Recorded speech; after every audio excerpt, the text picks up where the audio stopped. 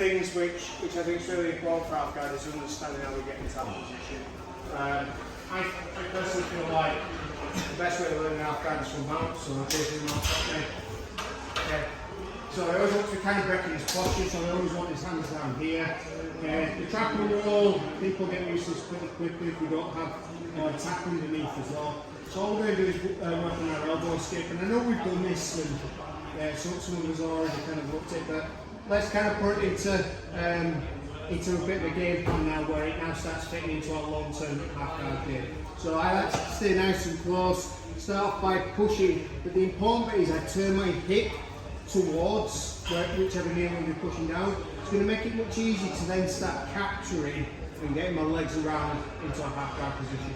This is not half guard, okay? So this is not the finished product. If you end up in this position, it's going to be really easy for Jay just to knee slice his leg across. If he gets his knee on the mat, like you're now into quarter guard. So the goal is to get into half guard and keep half guard.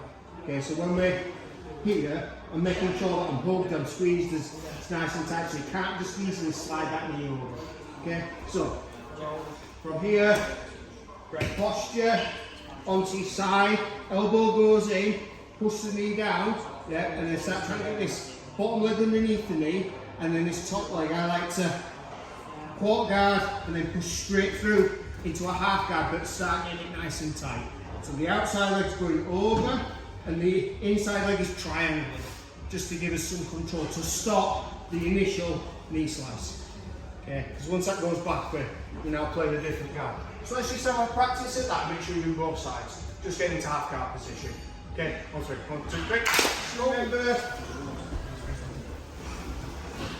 the first part is to keep control of the leg and make sure that we end up and keep a half guard position. So realistically, I'm not fussed how you get to a half guard, where it's using a quarter guard or using the elbow escape. Doesn't really matter. Our focus is keeping and getting into half guard and staying in half guard. So when we're pushing this, it's making sure that this knee can't come across. So again, if my knee's kind of like this, super easy for him to get that knee across. Okay, which then creates problems for me, especially from a half guard. The next part of the half guard, and again, the leg position can be different for everyone. So like some people like to lock down at that point, or just have some control, or use the heel across the top of the leg to get some pain going to make them react. But I can't stay in this position. Okay. What I need to do is get my butt all the way out. Okay. So from here, this is when I'm going to start bringing my hip and slide it so my butt's pointing out. Okay.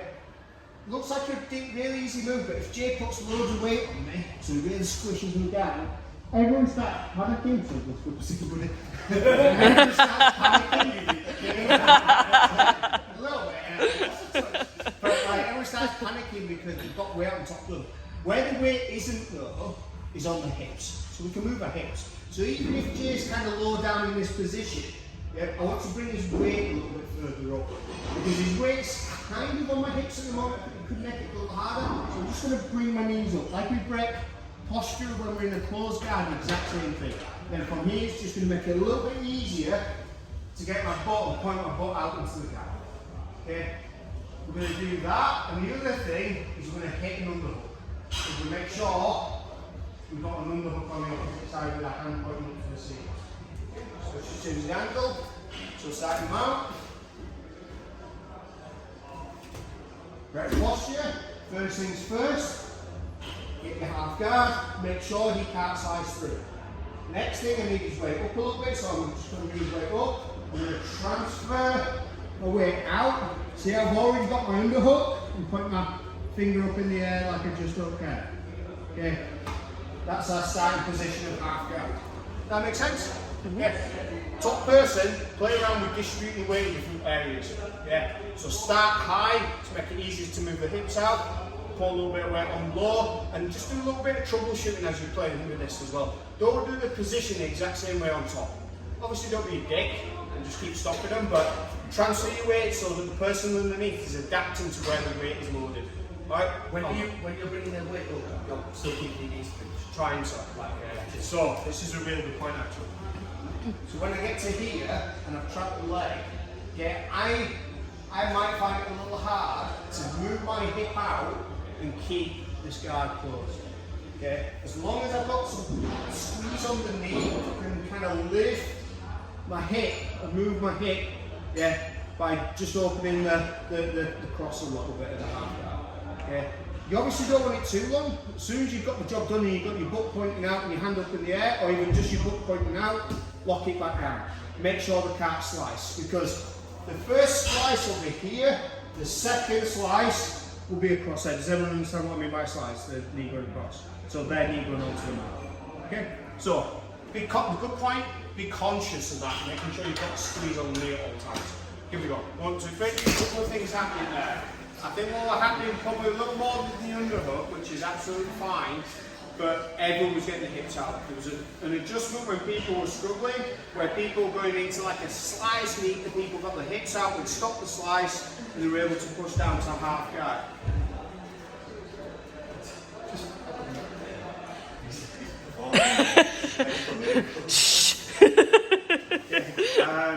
That's really good. The underhook is kind of important. What helps with the underhook is kind of our position. So one of the things that I never really want to be, if I've got a choice, and this is all about consent, okay, I want to be in a position where I'm on my side, okay. I have a lot more planes and movements, so it's easier for me to kind of trim out, to get to my shoulder, to start inverting, to start going back through, and all this kind of stuff. Whereas when I'm here, flat back, realistically, apart from a bench press, everything else is up or a little wiggle, okay? So we always want to be on our side. So when we've got that half guard, we've got it nice and tight, and can you see my knees are kind of scrunching to keep a little bit of control? I want to get really on my side, okay? And that's going to help us with our underhook. Our underhook is much easier to find if we're in this position. Okay, so Jake shifts into mount for us.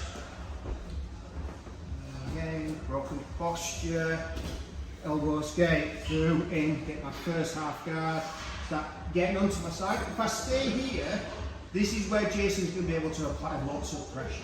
So, even with an underhook in this position, he can start taking this arm around and doing what we call shoulder adjustment, so applying loads of weight and kind of squishing it. So, so in this position here. Okay, so it's not fun, it's not helpful, and it's even harder now to start turning my hip out. Okay, so if I can prevent that by straight away getting onto my side, he starts trying to do the same thing now, either with a headlock or going the other side, it's much harder for him to do it.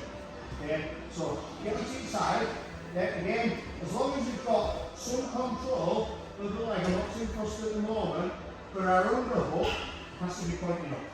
Okay, and then all I want us to do is test the top person trying to squish me.